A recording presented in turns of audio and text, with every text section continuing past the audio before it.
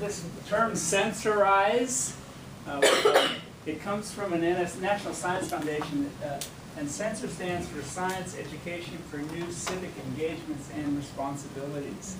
It's a 17-year funded NSF. It is NSF's leading undergraduate reform initiative.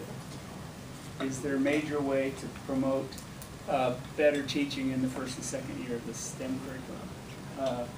And so when we SENCERize a course, we basically, there's two terms that are always associated with SENCER.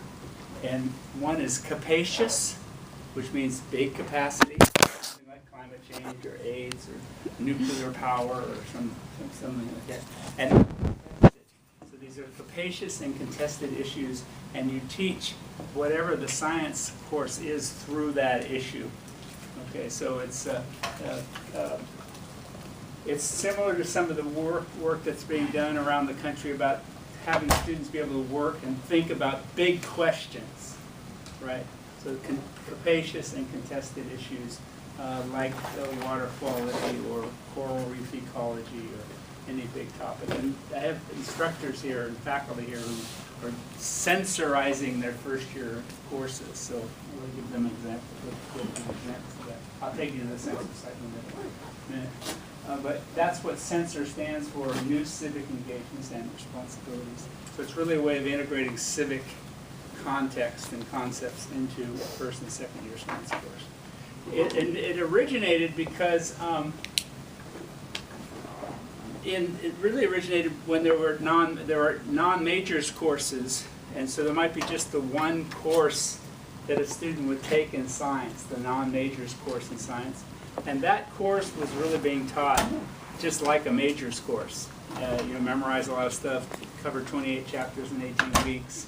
And when the idea behind this was we needed to put, if a student was just going to take one science course, what was the purpose of that course? And SENCER concluded, well, it was to make them prepared for the kinds of decisions they would confront as citizens in big public policy kinds of questions.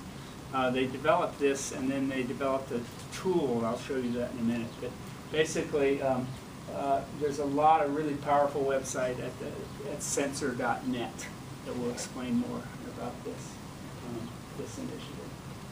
I've been with SENCER since 2007, and so the Keck grant has been to bring these other colleges on board with that. Should we go ahead and start now? Yeah. So just click the first slide. Yeah. We'll get to it. Okay, thank you, David, for making this so easy for me to get this. So here's the SENCER. Their tagline, which I really liked, is using the science of learning for the learning of science. So it's very brain-based, the research on how people learn. There's two books, well, there's a book by that title, How People Learn. It was produced in 2005, and then it was just redone by the National Academy of Sciences. So that language of how people learn has been updated, and it really is supports the kind of work that SENCER's been doing. SENCER has a summer institute, and this year it'll be again at the Santa Clara University. It's for 5 days. The reason it's going to be at Santa Clara, usually it runs around the country, but we have this Keck Foundation grant that these guys are all working on, and that involves 17 Western states. So the Keck Foundation is funding a collaboration of 17 Western states on issues of science and civic engagement. Let me know if you're interested or you have money to go to this, and I'll get you plugged into where you register and all that kind of thing. It's a really in-depth session on how science is to be taught. There are regional centers. Our regional center is out here again at Santa Clara. Because we have a regional center, it's a little easier to get our faculty to these meetings every year because it's not as expensive as, say, going to the University of Southern Maine. Kapiolani has sent 18 faculty to the SENCER workshops to revise our first and second year's science curriculum. And mostly what they've done is they've integrated service learning into those science courses. But as they get more and continuous funding from NSF, the challenge for Sensor is to begin to regionalize it so that it's more sustainable. And so they've moved to this regional centers model. Probably the best resource here to really help you understand what this is all about is the model courses, Sensor model courses. You can see down here the listing of them, the kinds of courses. So the science outreach, public understanding of science, stem cells and social justice, living systems, global concepts. So I think by looking at the kind of courses that have become model courses for Sensor, you can see the integration of these big topics. For example, the 2009 course, rather than just being cell and molecular biology, they're teaching about cancer, so that people understand the cell and molecular biology of cancer. And Matt Tudhill at our campus was really interested in developing this in his introductory courses. AIDS research, engaging the citizen in the science and politics of food information, intro stats with community-based projects, Sub-Saharan Africa and HIV/AIDS, life science in context, ordinary differential equations, mathematics in the real world. So there are math people who are trying to figure out how to bring civic and capacious, highly contested issues into the mathematics, pregnancy outcomes. This is Kapiolani's course here. We pioneered the science of sleep. John Rand and Hervé Collin developed this back in 2008, and we looked at issues of sleep deprivation, misuse of drugs, drug enhancement, sleep-inducing drugs, workplace safety, when students should be taking their No Child Left Behind tests, time of day that adolescents ought to be doing that. When the school day starts, we looked at that issue. That's a very capacious topic that has a lot of impact on everybody. And one of the schools, Kalani High School, actually changed its start time, and they've seen real improvements in their academic performance and test scores since they started at 8:45 rather than 7:45. So this kind of attention to adolescent sleep patterns really can make a difference. And you don't, you don't think of it intuitively as an issue, but a lot of our, particularly the middle schools, have so many challenges those kids confront. One of the things they shouldn't have to confront is getting up at 7 a.m. and going to school. So this just doesn't work. Anyway, so then the power of water, urbanized shorelines, slow food. Anyway, so when you look at the courses, you can see this goes all the way back to 2001. So it's been 12 years of the development of model courses that integrate contested and capacious issues into first and second year science courses. And then the final thing I'll talk about here is on the assessment page here. They have something called the SENCERizing. This is an online student assessment of learning gains. You can plug your course competencies or learning outcomes into this tool, and it will tell you whether students perceive that they learn those things or not.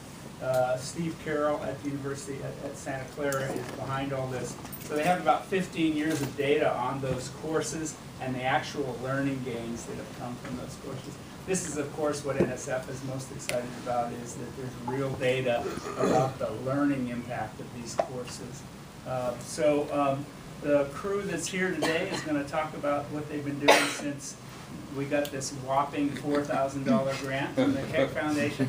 We've been spending most of our time getting it set up in the UH fiscal system. Really, I've spent more time on that than anything else. Anyway, so this is a really great website. NSF thinks it's a terrific idea. It's been proved that a lot of these sort of civic engagement topics are of particular value to students underrepresented in STEM, Native Hawaiians, Hispanic, African Americans. This kind of real-world teaching and learning of science has really been beneficial, particularly for Native Hawaiian students. That's the main reason we took people with Sensor. So Dave, I'll let you take over. You next. All right, thank you. So Dave's at Windward Community College and was already living a sensorized life, so I knew he'd buy in right away, and he would need a lot of money to live a sensorized. Go Dave. Well, in fact, the title of this panel, Sencerizing Classes for Sustainability with a Sensitivity for Traditional Hawaiian Values and Knowledge. So there's kind of two components to the sensorizing of our classes. One is sustainability, but also culture-based, place-based kind of focus on things. And just to introduce folks, Bob Franco was the person who just got done speaking. And so these are our members of the Sensor Hawaii team here. Ulla, Hasager. Okay, that's me, Dave Krupp. Kanaloa, Schrader. Okay, Nelson. Floyd McCoy. And Michelle, actually Smith, opposed to Melievsky, okay. And actually the picture you see in the background, of course, is on the Hokulea. And Windward Community College, actually, believe it or not, despite its small size, has kind of been, for a long time, engaged in culture-based, place-based kinds of science programs, beginning with a Polynesian voyaging program quite a few number of years ago. Do you remember when that started? We were the first campus to do that, weren't we? We were. With Manoa Thompson and the Polynesian Voyaging Society. And one of the key life sort of changing events for me was being able to sail on the Hokulea from Kalapapa on Molokai to Oahu with Manoa steering the boat. And it was like, this is really, really cool. And the class, you know, took navigation and voyaging and put it in the context of both traditional and modern science knowledge.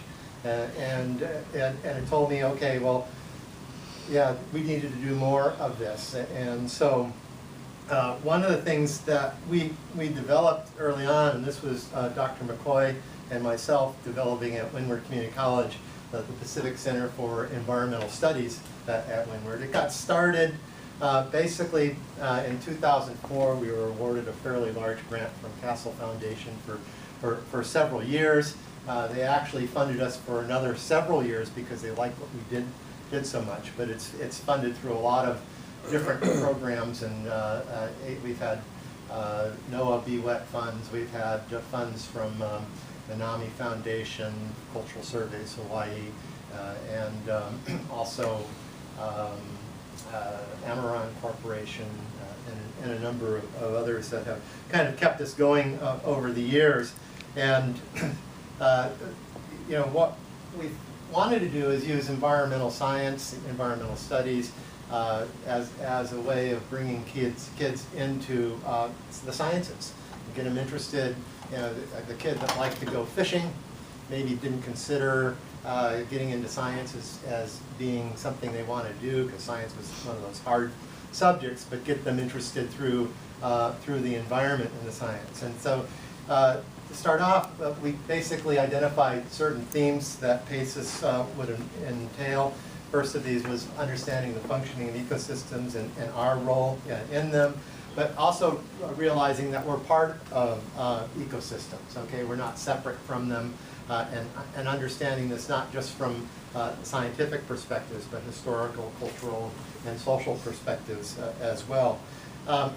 And this other important aspect that the quality of our lives is dependent upon the quality of our environment and our ability to sustain ourselves at all these levels, not just you know, having a pristine coral reef. And by the way, that's my area of expertise, is the biology and ecology of coral reefs. But in any case, so sustainability was part of PACES themes from the very beginning, but also promoting stewardship, and also using ahupua'a as a central theme in all of this. And along the way, we created a number of courses that went in line with this. And the ultimate goal, of course, was to increase STEM literacy, STEM being science, technology, engineering, and mathematics, by sort of targeting those students that might otherwise not be interested in these areas through the environment. So the initial funds were used essentially to promote undergraduate environmental education and research, doing a lot of various kinds of projects. That study there is a GIS project at Waikalua Loko, looking at current flow there. developing a GIS for that. But things that were done outside as well as in the laboratory, and aquaculture, aquaponics. This photograph, which was actually a National Geographic magazine a number of years ago. The person who laid out all the pieces of plastic for that was a former Windward Community College student. Her name is Cynthia Vanderlip, and she's the refuge manager up at Curry Atoll, where this bird had died, and they had wondered why it had died. But we've had an environmental focus and a marine related focus for a very long time at Windward. But just to give you an idea about some of the kinds of things that water quality studies associated with the Marine Option Program, reef surveys, studying physiology of corals and coral reefs and those sorts of things. But also a major service and stewardship component to what we do, having the students go out and learn by participating in stewardship-related kinds of projects. Whether it's the one shot there is participating in a reef check survey, and they're working with a kule as a plant that was used to bioremediate stream water and removing mangrove from a fish pond. And that PACES has a community outreach part of it, participating in various community displays and activities and things, promoting education about our environment, and engaging in partnerships with various organizations. I should mention that Dr. McCoy and myself are members of the Waikalua Local Preservation Society board, and we're in the midst of trying to restore that particular fish pond. One of the centerpiece aspects of PACES is the summer program done in collaboration with the Hawaii Institute of Marine Biology. We have a 6-week program in environmental science that students receive college credit as high school students, and for 4 weeks, very intense college-level lecture, lab, field kinds of activities. The last 2 weeks of the program, the students develop research projects as group research projects. I have a little video clip on this I'll show you in a little bit. Moving on, for Censor, though, I was asked to censorize a course, and the original course I was going to censorize for my side of Censor what was Biology 100, or Human Biology, and I was going to do it in a distance learning mode. But then all of a sudden I was assigned this class for this semester. And this was a class I created but never intended to teach it. I always figured, as a coral reef biologist, I'd get people to teach some of these classes, like the Ahupua'a class we offer and others, that are the real experts in that area. And rather than do it myself, I just get it started and let others pick up the ball. But the original instructor I had planned for this wasn't able to continue with it, and I thought, you know what, I really want to learn more about fish ponds, and what better way to learn about them than to teach the class. And of course, it's been a huge job, and of course, it's a no-brainer in terms of Censor, okay, and with the themes that we're talking about in our particular Censor activities. It has both a lecture and a laboratory component. And the main fish pond we work at, of course, is Waikalua Local Fish Pond. One of the reasons we work there is we have a working relationship and partnership with Pacific American Foundation. We worked with them to secure a grant for $800,000 from HUD, to purchase the fish pond. Eventually, the ownership of the fish pond will be turned over to Pacific American Foundation and used for a variety of educational and cultural kinds of activities, and we will continue to use it. But it's become, in a major way, one of our classroom laboratories. And Dr. McCoy has been using it extensively this semester for his oceanography lab course. It's worked out wonderful, hasn't it? So, but just to give you an idea of some of the kinds of content, of course, using the class as a way of teaching students that are likely to be non-science majors, although some of them get sort of turned around and are interested in moving into the sciences. But first, just what is science and how does science work? Of course, things about fish ponds and how they work, some basic ecological principles get snuck into all of this, things about water quality, and then about the life of the fish pond, and also a strong, sort of looking at traditional knowledge about fish ponds, and basic aquaculture principles. But also with this, archaeology gets incorporated into this. We think we found what may have been the OI from Kava Stream leading into the back of the fish pond. That day we found some stones that may be part of a wall that was constructed.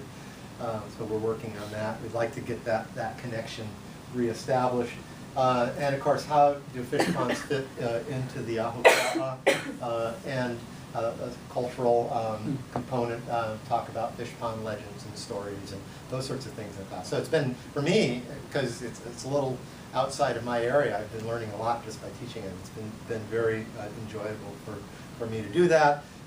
First time through it this semester. It's hard to say how successful I am, but we'll see how it goes for the future. I'm going to, well, we also, of course, have our students do protocol. That's always done at the fish pond, a very important aspect of things, as well as stewardship. So they do some stewardship days as part of the lab activities in the class. And so that's about it for my fish pond class. I'm going to turn this over to Michelle so she can talk about our coral reefs class. The Coral Reef and Field Laboratory. Now, I love this class. We get students in the field. It is a sensorized class. They get hands-on learning. They get to learn about the big picture. And what is that? When we talk about corals, we're worried about climate change, ocean acidification, human interaction. It's not just learning the biology of the corals. It's learning about the environment and how we relate to it. So this is a companion to the Bio 200. So that is the lecture component.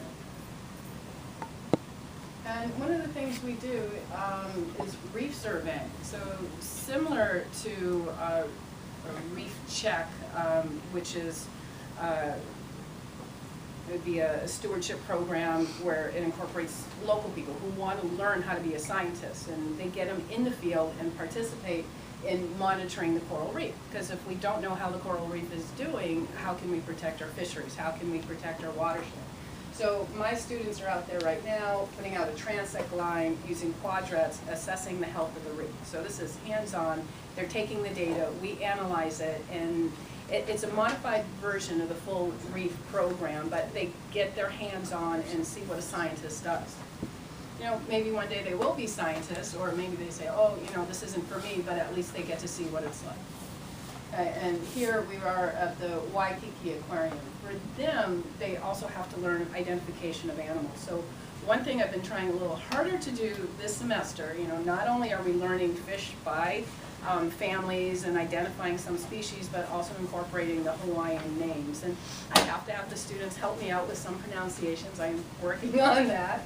But from identification, it makes it easier going into the reef survey. And now if they can take it out by the shape of the fish, specific characteristics, then they got it. They may not say, oh, that's a pyramid butterfly, that's a long-nosed butterfly. Maybe they can't tell the difference, but at least they could generally get the family. So it's a fun thing to go off to the aquarium. They get to see the corals. They get to see the restoration projects that go on. Okay, and one of the most special trips that we did in the very beginning of the semester, it was wonderful, was at Hawaii Institute of Marine Biology. We take a tour around the island, get the background of it. We get to see the super sucker. I don't know if you guys know what a super sucker is. Does it suck up all that invasive algae? Yes, yeah. So invasive species are a huge problem in Hawaii. They don't actually get to go on the boat and start hand delivering the algae in, but that could be another time for that. But they get to see what goes on at the facility, and the best part of it was I was able to set up an opportunity with Ulla Rogers, who was a former student at Windward Community College, also with the Marine Option Program. She went on to get her doctorate, I think it's in geography, so which is more like a biogeography type, mapping corals, reef monitoring, that type of event. And she was there showing us the sediments her research she does on ocean acidification and the effect on the growth of corals. So with acids, coral reduction was like 15 to 20%. So here we have students seeing a former student do this research and be very successful in the field. So that was the highlight of her trip. And you see it was rainy and windy, and I just dragged him. I told him, you didn't come prepared, that's too bad. You know, we're getting wet, we're going over there. So you have to take a boat to get over to Coconut Island. All right, and here we are at the Waihe'e Tunnel. Now the watershed is really important. I see some of you guys have water right now, and it's like, well, where did that come from? Well, on the Kaneohe side, we go up to the Waihe'e Tunnel, get to go through the tunnel and see where the actual water comes from. This is where our water we drink makes its way down into your home. So it all starts from the mountaintop, so we are dealing with the Ahapuha mountaintop into the ocean, you know, into the reef system. There's no division from, you know, well, we're at the coastline, this is where we stop. So it continues on. And here we are at Waikoloa Loco. So we did a trip a few weeks ago there, and this student was out crabbing with us. So they get the basic protocol, like all classes going to the Waikoloa Loco. And I just start off with, let's do something fun. So I made some bamboo poles with a little paper clip hook. It's not really a hook. Put some shrimp on and we pull up some crabs. And then we go off and we start pulling mangroves. And then we start doing water quality studies. So what I do when they're there is like, look around you, okay? See how this fish pond is set up. So they're measuring the water quality inside the pond and outside. And we're doing dissolved oxygen, we're doing nitrates, we're doing pH levels. And I'm going, well, you know, what's that behind you? And it's a golf course. What impact do you think that golf course has on the fish pond? So it's getting them to pay, you know, take the time and observe what's around them, not just say, well, the nitrates are high, the nitrates are low. Why would this be? So I'm still waiting to get the reports on that, so but we'll see how they did. Okay, and this is Floyd. So Dr. McCoy is up next. Well, to show my sensitivity to censor, as Alexander Agassiz said, study nature, not books. And what he meant by that, of course, was get outside. Go take a look outside with your books. And at college, what we have done is I've developed, I actually took this over from my predecessor, but we have developed a sequence of field courses that go to the outer islands. It includes Oahu, by the way. And I'll just give you an example for the Big Island. The Big Island Field Geology course is run every fall. And every spring, we bounce around to a different outer island. We've just come back from Maui. Next spring, we do Molokai, and then after that, Kauai, and bounce around through those three. But to give you an example of what's going on here is to take the students out into the outside, to take them out into the natural environment. After all, sustainability is based upon education. And sustainability is also at the mercy of natural processes and natural hazards. And so we have to educate students on those components. And so this is the Big Island Field Course, is a 4-day intensive course. It's a field lab in the sense that they do a project, that they have a project that must be done. In this case, there are 2 different projects that we usually try to fit in. But I run them all over the Big Island. We start up on the summit of Mauna Kea, for example, where what we're looking for up here, we're looking at explosive volcanic eruptions, which characterize Mauna Kea's current volcanological stage. We're also looking at glaciation, glacial features, that kind of thing, as well as snow. Then we're down on the lava flows. This is down at Kaimu. This is the 9091 flows. And we're looking at factors in a lava flow, in a pahoehoe flow. It's unreal. A local student has no idea of what a lava flow is, or has no idea of the types of lava flows. And that's really grim. They need to understand the flows, and they need to understand the hazards that go along with lava flows. this is a component. We do a whole field study down here on looking at, for example, the tree molds. These coconut trees back here, this particular flow flowed through what used to be called the Great Black Sand Beach in Kalapana. It was not in Kalapana, it was in Kainua, but that's all right. The trees, when they were overwhelmed by the flows, plopped into the top of the Pahoehoe lava flows. And in plopping into the top of them, they made an impression. And so the students go out to measure the orientation of those impressions. There are literally fossils all over the place out here. And part of the study is then, well, how do we make the tree mold? And then does orientation of that mold say anything at all about the direction of lava flow? It's a scientific project. Here we are asking a question. We're asking the students to go get some data, plot it up, and what do you think about it? And at the same time, it is representing a research project that, over the years, I would use for getting data for you. And so this is what these field courses are about. Getting data, understanding what it is, what does it mean, and how do we interpret it. And we interpret it both in the lab and out in the field. Now the field courses are focused on outside. The inside where it comes when we come back to the campus. This is Lanai, and this is what we do too. I mean, we have a setting where we have something like Suapoi Day on Lanai. This is what it is about. When the students come back from this, they understand how science works, they understand natural hazards and natural conditions, they understand what geology is about, they understand what I do as a scientist, they understand what it means to get scientific data, how to process it, and how to design a scientific life. I think that's what Sensor is about. So we have a whole bunch of these courses. Again, this goes from 210 Oahu, 211 the Big Island, 212 Maui, 213 Molokai Lanai, and 214 Kauai. It's a revolving sequence of geology field courses. Dave. Really quick, I had mentioned our high school summer environmental science program, and I do have a little video clip of it, but in the interest of time, I won't show the whole thing. I'll get it started, but I'll also show you the URL for it, and you're welcome to copy that down and view the whole thing on your home computers if you like. You can see the URL up here. That's our cultural practitioner. She developed an OLI for us. www.wcc.hawaii.edu/PACES 2012.mp4. So it's an MP4 file, so you need something that will read that kind of a file.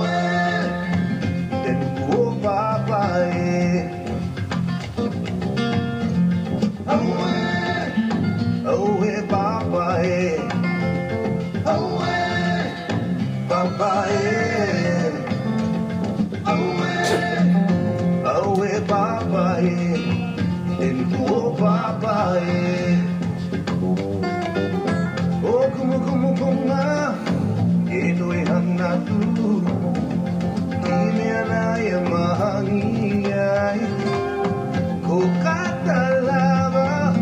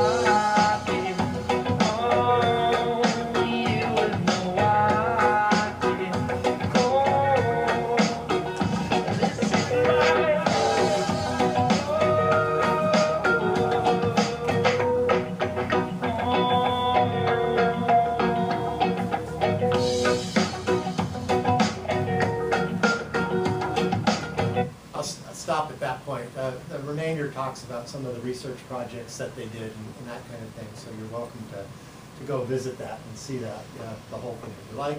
Now I'm going to switch over to Ulla. Okay. Hi.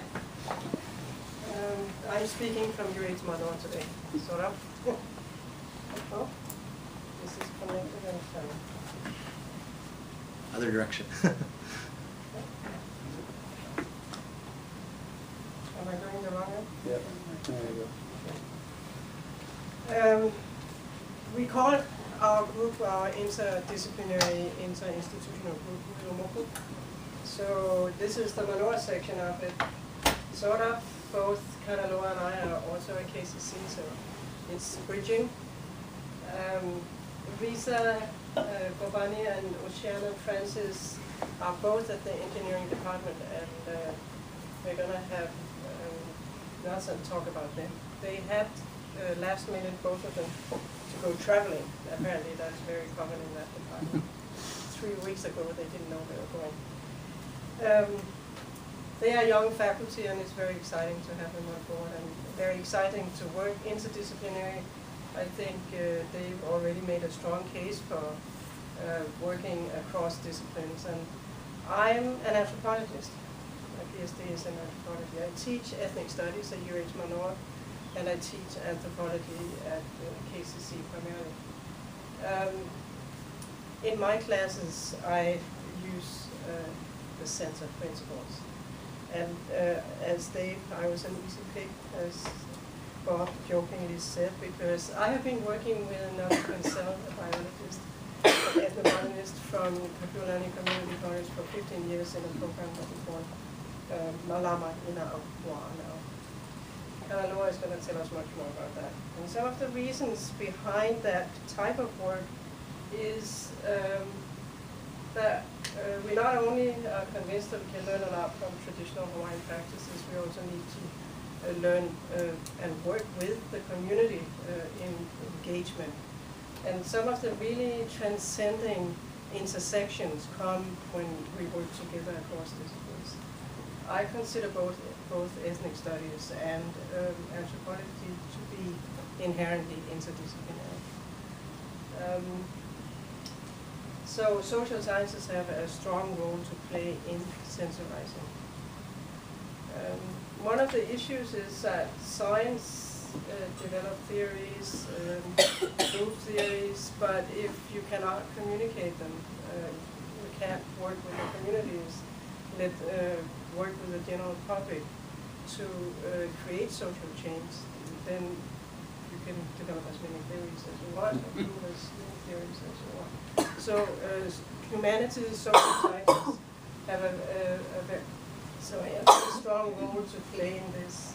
What you see up here, can you read it? Mm-hmm. All right. Are very programmatic statements, and not. I felt a little funny about putting them up there, but I really mean the whole thing. I think it's very, very important for survival of humanity on these islands that we do work together and we do address issues of, for instance, sustainability. We really need to. The three of us here with Bob also work very hard to spread out an interest in the natural sciences, in the STEM disciplines. And the social science of work that we have been doing in civic engagement for the last maybe 8 years have had this very strong natural science focus. Okay, just one more slide, it's even smaller writing. We already talked about this, and I know Kanaloa is going to address some of the issues about the strong Hawaiian concepts in the program.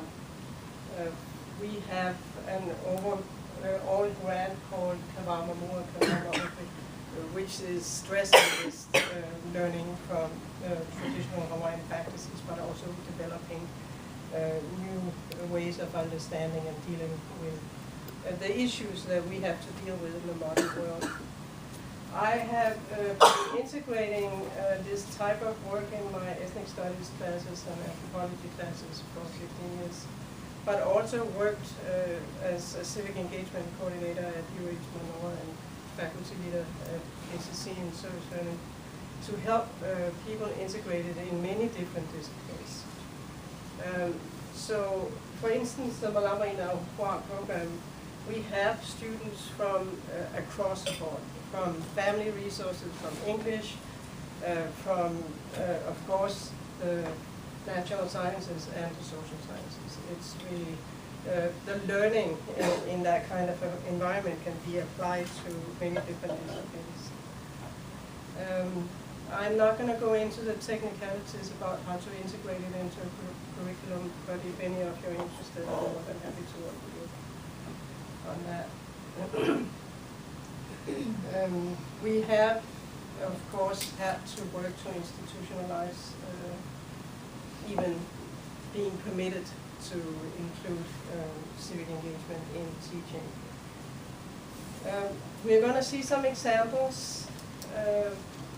Aside from teaching classes, we have also been working with a number of pretty large, complex programs, and some of them are listed here at the bottom. The Malama program again, a cultural and environmental program, the Kanaloa pipeline program that also have been in existence since the late 90s, but were formalized into an educational pipeline, working with an immigrant, low-income community in urban Honolulu. Working with homeless, that's a No More House program that spanned a number of different institutions. And then Micronesian connections in various ways, lobbying for Micronesian rights, ethnic issues. Those programs, in the specific examples of projects that particularly Kanaloa, but also Nelson are going to share with you, are coming together in very complex intersections. And again, I think that's really where things are happening. So, Kanaloa, I'm going to share with us. Okay. Hello, everybody. Okay, so I'm just going to go over some of our Malama Inoa programs and some of our other programs. I'm going to kind of go through real quick. I just have a brief breakdown of what MENA is, pretty much just reiterating what Ulla was saying. Just a little more further breakdown on the cultural aspect of it and how we integrate the culture into the experiences where we take the students. This is the same thing that's behind me, so we'll breeze through that. This is just one of the things we use to integrate the Ahupua'a concept into students when we do our training sessions with them, because you'd be surprised how many even local students don't embrace the concept of Ahupua'a and really be able to relate it. So these are just a few of our other community partners that we do, and we have, there's more than these. We have new ones popping up all the time.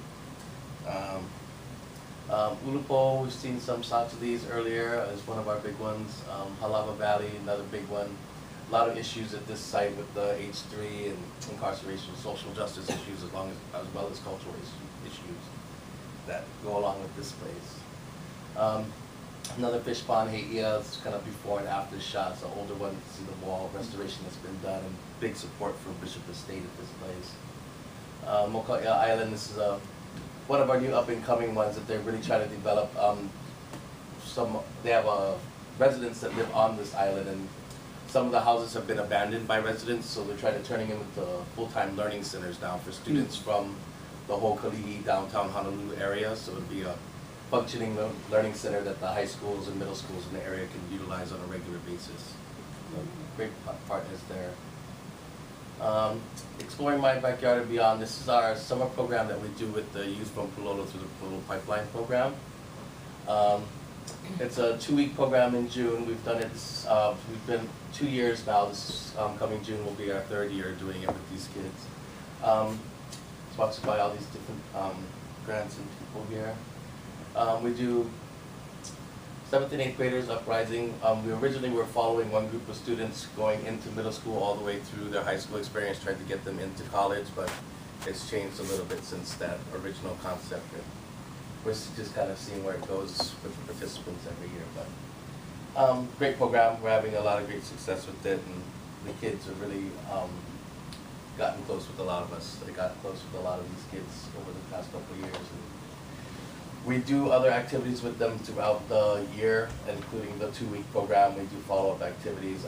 All our activities are based on STEM-based disciplines. We do everything through, my part is kind of relating things to indigenous culture focus, so Hawaiian knowledge, cultural focus. In STEM things, doing things like explaining the thermodynamics of an imu, you know, but having them build their own imu and explain to them how these rocks hold more heat than other rocks. Things like that that they can relate to culturally, and having their families involved as well in discussing the way they do their umus and things in their culture, and having it all kind of come home with the whole family involvement and a meal after and everything else like that. There's a little more going on with exploring.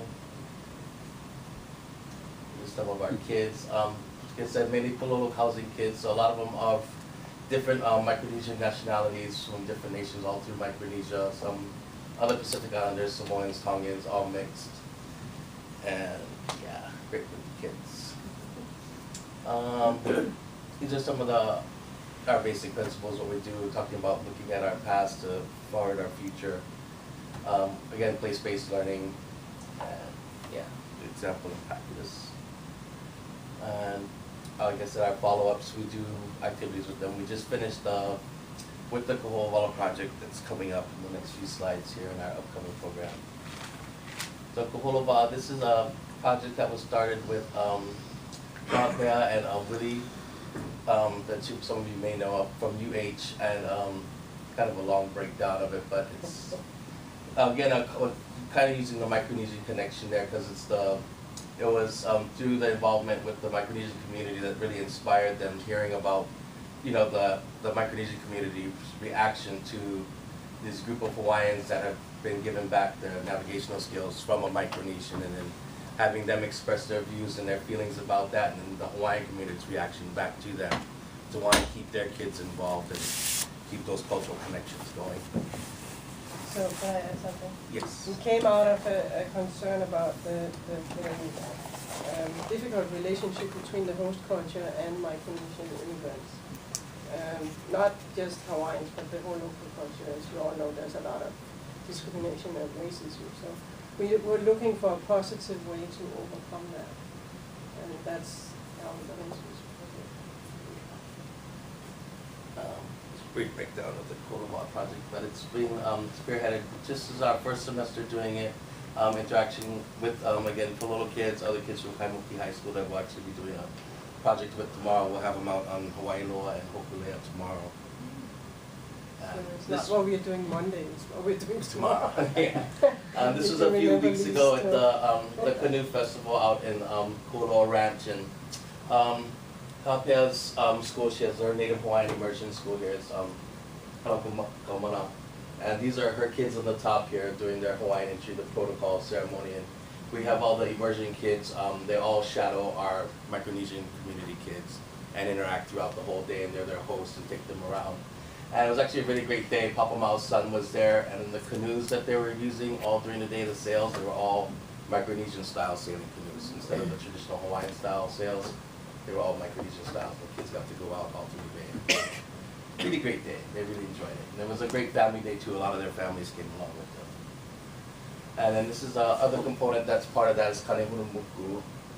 It's the program that started this semester, where there's a group of Pacific Island college students that we all go out at least once a month or so and interact with the canoe, and then do the programs with the kids from the community, like what we're doing tomorrow.